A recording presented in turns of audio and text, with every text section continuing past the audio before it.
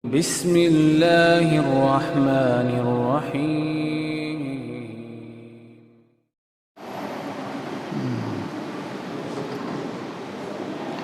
Bismillahirrahmanirrahim. Assalamualaikum warahmatullahi wabarakatuh.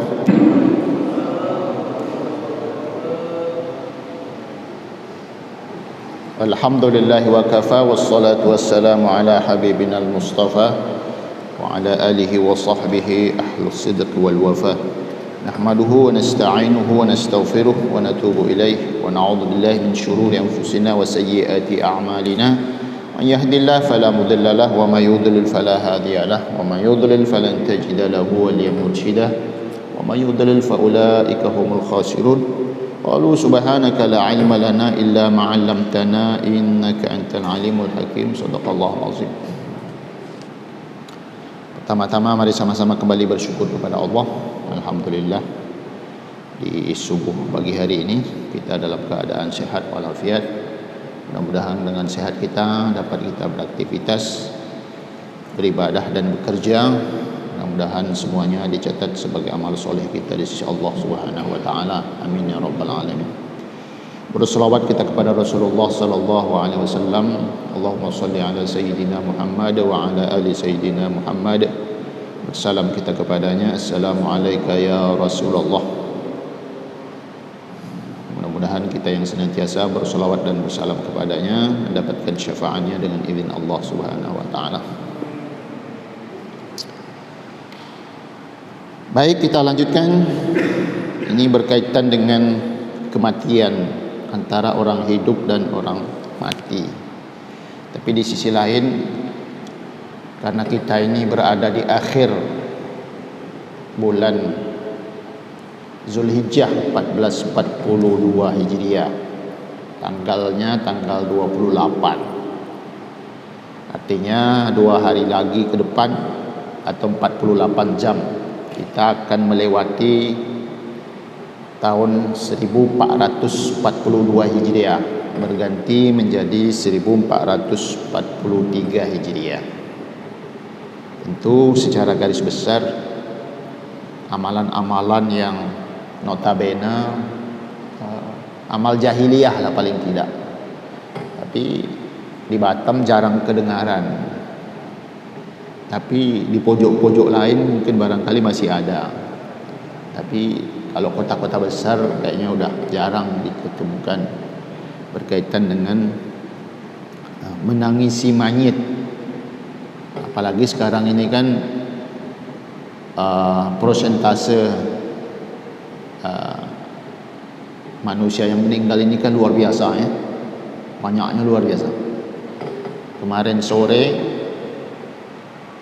sekitar pukul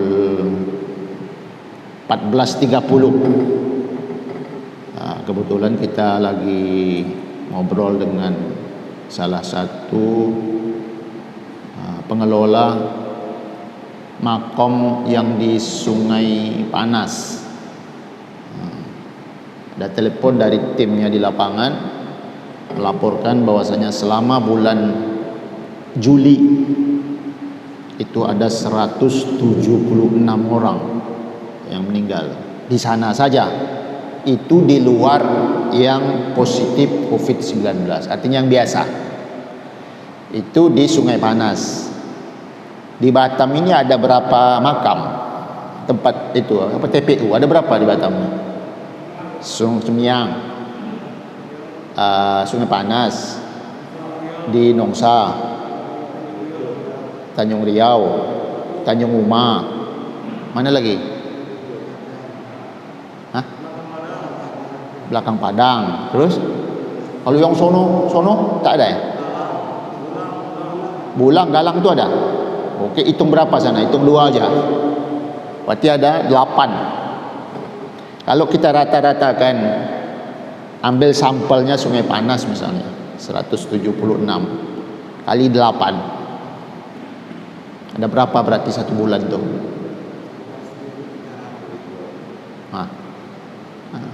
Mana angka-angkanya ini, keluarlah angkanya tuh.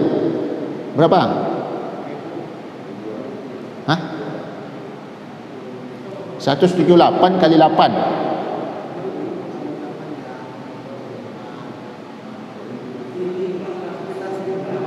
Berapa? Nah, 1.400. Kira-kira mana yang banyak meninggal biasa atau meninggal COVID? Hah? Perimbangannya mana lebih banyak yang meninggal karena COVID atau yang biasa saja?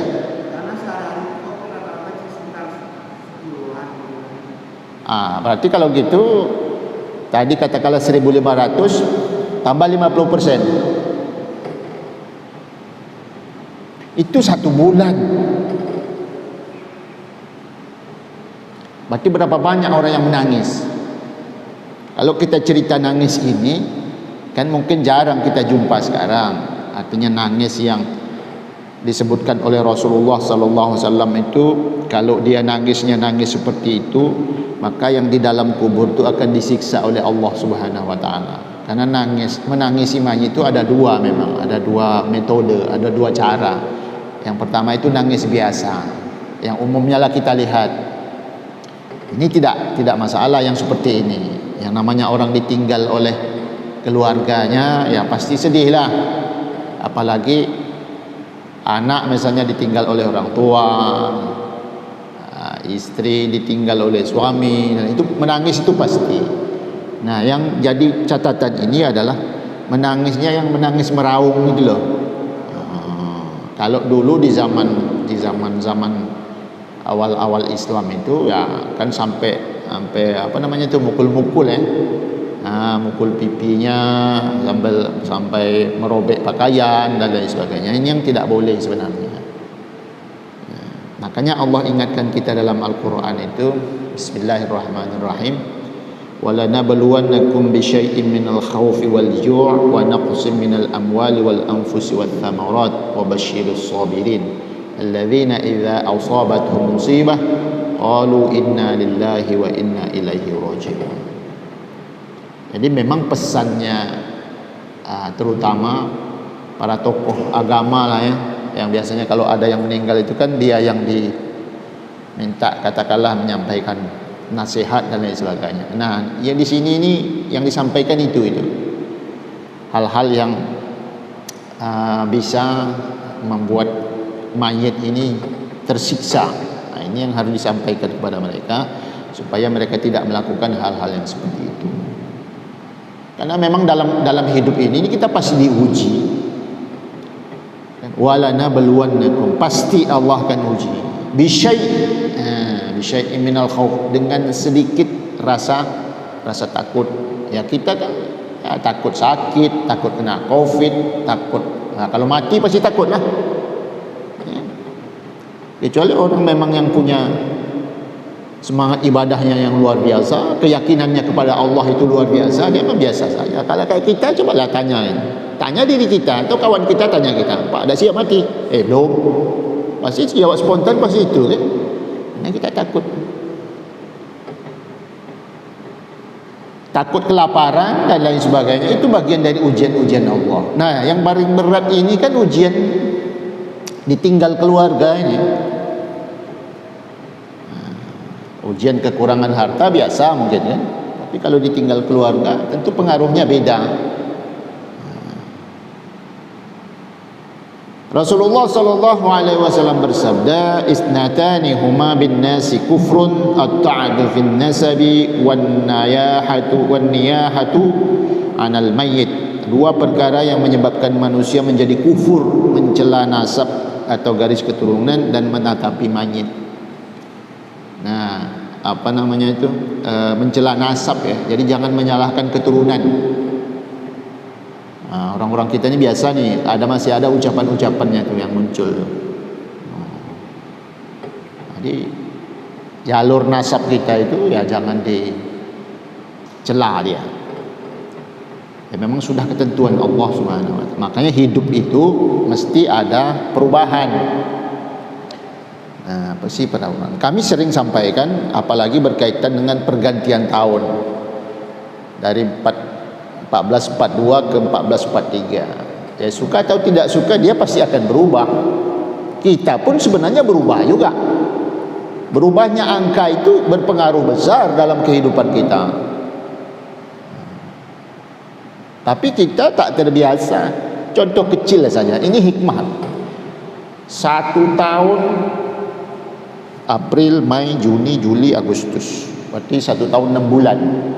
Berarti pas 18 bulan kita ini, apa namanya ni, COVID-19 ini, dari tanggal 2 Maret 2020 sampai sekarang tanggal 7 hari ini Agustus, berarti 1 tahun setengah.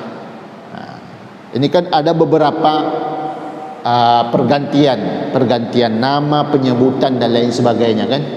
Ada namanya PSBB, ada namanya PPKM darurat, ada PPKM level 3, level 4, level 1 dan lain sebagainya. Kenapa berubah-berubah seperti ini? Karena kita ini umumnya tidak istiqomah kita. Umumnya kita itu tidak istiqomah. Makanya perlu ada pergantian. Ada dengar sesuatu yang baru. Meskipun sebenarnya di lapangan itu tak berubah, modelnya seperti itu juga. Makanya kita ini sama. Jadi mesti ada hal-hal yang baru yang kita buat. Meskipun praktiknya sebenarnya hampir sama saja, tapi namanya perlu dirubah yang baru. Ada nuansa baru buat kita ini. Maka orang kita ini cepat jenuh dia. Makanya suasana baru itu mesti selalu ada. Dalam rumah tangga pun sama juga Pak. Makanya dia perlu dikreasikan itu perlu supaya kita tidak jenuh dalam rumah. Cara manggil anak misalnya, cara berkomunikasi sama anak, cara berkomunikasi sama pasangan dan lain sebagainya. Ini perlu ada suasana yang baru. Kalau itu terus ya melotoi dia, tak bisa. Ya mesti ada sesuatu yang baru. Kalau ada yang baru itu lain suasananya memang. Sama dengan masak. Tak percaya tes. Masak sop ayam terus tiap hari. Apa tak jenuh itu? Pasti jenuh lah. Gantilah sekali-sekali. Sop ikan ke, sop daging ke, sop udang ke, kan bisa kan? Yang penting sop tapi isinya beda. Mesti ada yang baru. Maka hidup pun mesti seperti itu. Ibadah pun sama juga. Ibadah kita mesti seperti itu. Allah ciptakan suara manusia itu indah. Tinggal diolah aja, mainkan. Sama kayak solat imam. Cobalah imam tu, suaranya lurus saja. Pasti tak nyaman dia. Yang dengar pun, alah itu aja katanya. Dirubahlah. Keindahan suara itulah diberikan oleh Allah Subhanahu Wa Taala. Jadi tinggal kita. Jadi untuk bikin semangat ibadah, bekerja dan lain sebagainya, perlu dibuat yang baru. Makanya itulah hikmah kenapa bergantinya hari, bergantinya pekan, bergantinya bulan, bergantinya tanggal, bergantinya tahun dan lain sebagainya. Itu hikmahnya kan itu, supaya ada kedengaran sesuatu yang baru. Pasti kita punya semangat yang baru. Dimotivasi oleh orang-orang kita kan.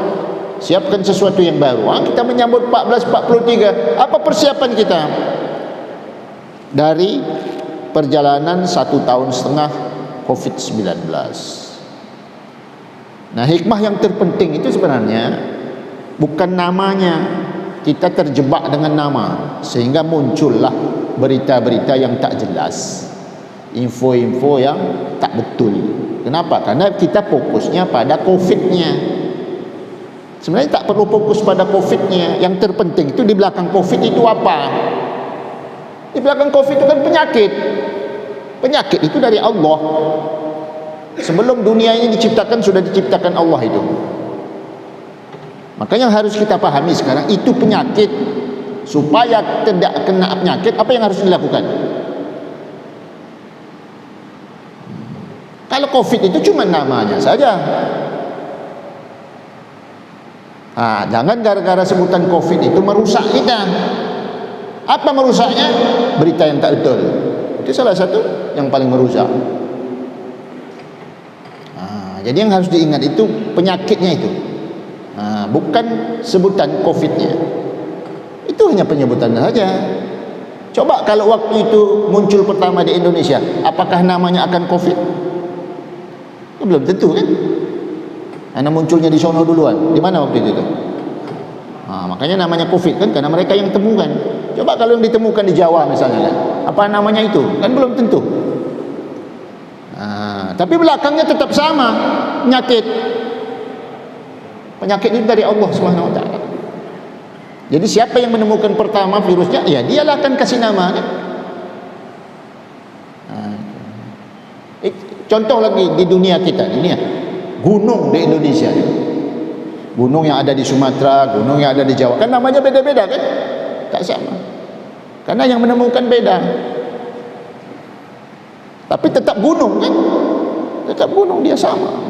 Jadi yang poin kita ini ke depan, untuk yang disebut dengan COVID ini, fokus kita yang di belakangnya, penyakitnya itu. Likulli da'in dawa, itu yakin. Yang namanya penyakit pasti obatnya. Sebelum ada obat ini yang harus kita persiapkan ini. Sebelum datang obatnya, kita harus persiapkan. Di sampinglah salah satunya disebut dengan vaksin, karena vaksin itu bukan obat, belum menjadi obat dia, baru filternya saja. Tentu kita, apa yang harus kita lakukan supaya tadi kita tak kena COVID, tidak terpapar COVID, keluarga kita tak kena COVID dan lain sebagainya. Apa? Ibadah ditingkatkan supaya imun kita ini kuat. Kan sudah pernah dulu kita sampaikan, orang yang baca Quran dengan benar, syarat-syaratnya itu sehat. Tapi orang yang tak pernah baca Quran, itu syarat-syaratnya tidak sehat. Nah, kalau itu tidak sehat, dia pasti imunnya turun. Tapi kalau syarat-syaratnya bagus, sehat dia karena dengar Al-Quran, dia akan naik dia. Kenapa? Karena Allah yang sebutkan Al-Quran itu diturunkan salah satunya untuk obat penyembuh. Kenapa kita tidak gunakan itu? Di samping memang ada yang lain, ada namanya Habbatus Sauda, ada namanya apa yang dari India itu, apa namanya?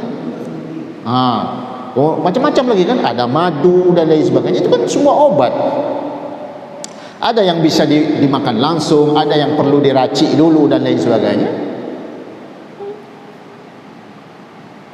Makanya dibutuhkan dokter-dokter Islam supaya yang diraciknya itu ya tadi itu madu, jintan hitam, habba sauda, jahe, diramu sama dia. Karena dokter-dokter Islam ini kan ada, cuman tidak banyak. Yang masih mendominasi itu ya dokter-dokter kafir itu. Maka yang muncul apa, bahan-bahan yang kita tidak kita sebutkan tadi ini, tak muncul dia yang kita sebut tadi ini, dia pakai bahan-bahan lain sama dia kan. Makanya anak-anak kita itu perlu arahkan dia, tengok dia arahnya kemana nih anak kita nih. Nanti sekolahnya ke sana. Kita dulu pernah punya sejarah kok, namanya Ibnu Sina, itu kan luar biasa itu. Tapi ya dulu ilmunya diadopsi sama orang-orang dokter-dokter kafir, ya mereka lah menguasai sekarang.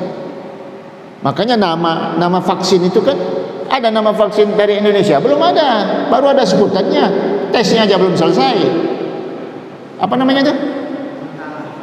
Nusantara belum selesai. Yang dibikin sama itu kena apa lagi? Kena apa?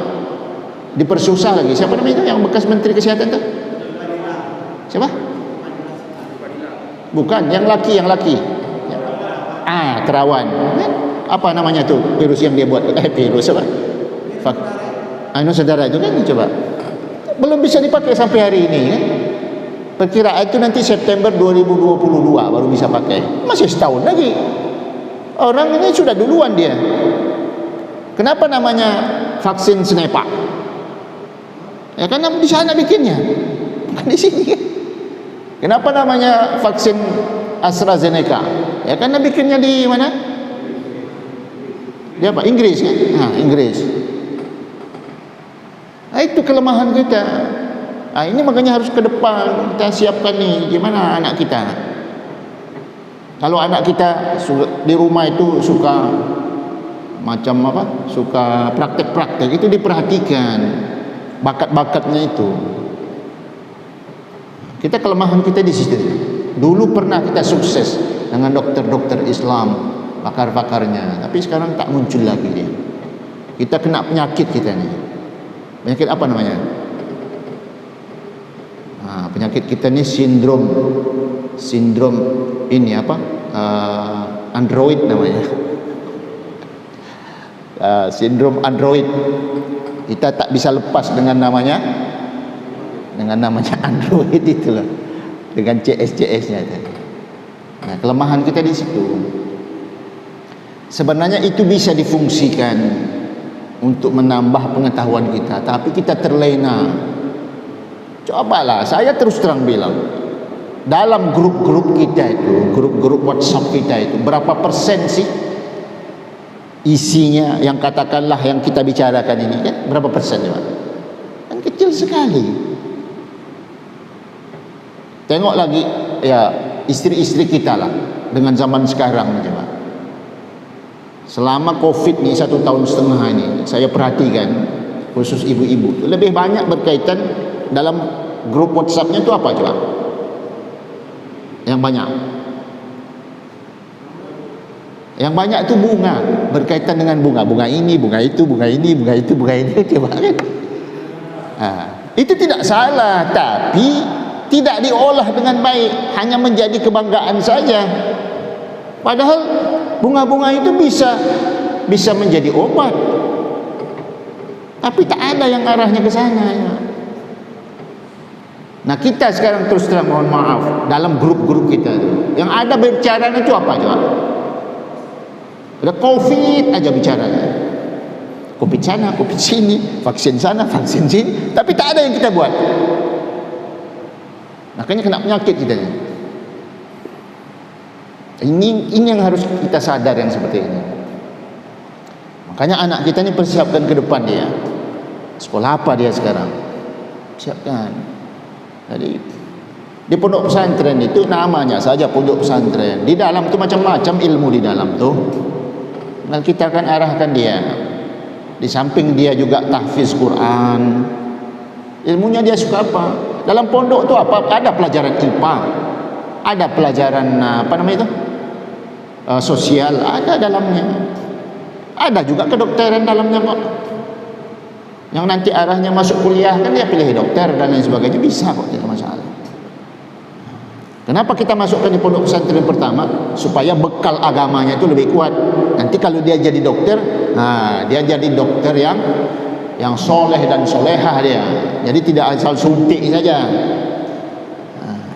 Lebih banyak membantunya, obatnya tak mahal jadinya kan. Ke sana arahnya kita. Mesti ada perubahan. Ini bukan hanya berubah tahun, berubah hari, berubah tanggal, tidak, tapi kitanya juga perlu kreatif. Manfaatkan Android itu dengan baik. Cari info-info yang butuh untuk kita. Jadi bukan menyampaikan sesuatu yang tak jelas. Itu yang baik buat kita. Jadi itu sebagai gambarannya dari apa yang kita bahas ini secara garis besar itu. Yang penting persiapannya, apa yang kita persiapkan untuk 1 tahun ke depan, 1443 Hijriah. Tak banyak dibahas orang. Dah berulang tahun kita membahas itu. Makanya pengamalannya setiap hari itu penting. Penting. Boleh silakan buka tablet, buka silakan, tapi yang bermanfaat buat kita, bermanfaat untuk orang lain, tidak hanya lewat begitu. Banyak rugi kita. Sekali beli paket berapa coba? Belum lagi setiap malam ngecas aja bawaannya kan, habis dia tuh baterainya. Apalagi kalau hanya untuk nonton TikTok, cepat habis baterai. Kenapa enggak dengar ceramah? Ini TikTok yang berjoget-joget yang ditengok. Dapat apa kita? Kalau dengar ceramah lumayan juga, habis baterai tak apa-apa, dapat ilmu, dapat pahala. Kalau nonton TikTok dapat apa juga? Baterai habis, paket habis, dapat dosa. Nauzubillah. Manfaatkan dengan yang baik buat kita. Anak-anak kita dibimbing dan lain sebagainya. Itu sebenarnya persiapan kita ini untuk 1443 Hijriah.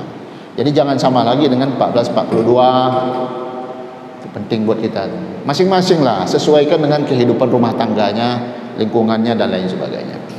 Karena kita berpegang pada apa yang disampaikan oleh Rasulullah SAW. Antum a'lamu bi umuri dunyakum. Kamu lebih tahu dengan kondisi kehidupan dunia kamu masing-masing. Cukup, tak usah banyak-banyak, tinggal diolah aja masing-masing. Ada pertanyaan? Tak usah nanya-nanya lah Yang ada ini udah banyak, udah luar biasa. Ya, pesan saya itu buat kita sama-sama. Mari sama-sama kita berdoa kepada Allah Subhanahu wa taala. Mudah-mudahan kita diberi umur panjang, sehat terus, dapat beribadah dengan baik, dapat bermanfaat banyak buat tetangga, buat masyarakat, khususnya agama Islam. Tetap dimanapun kita berada, tunjukkan bahwasanya kita orang beriman kepada Allah Subhanahu wa taala. Satu pesan Rasulullah untuk Ali bin Abi Thalib. Wahai Ali, kata Rasulullah SAW, satu ciri utama orang bertakwa itu dia tidak suka dengan yang haram.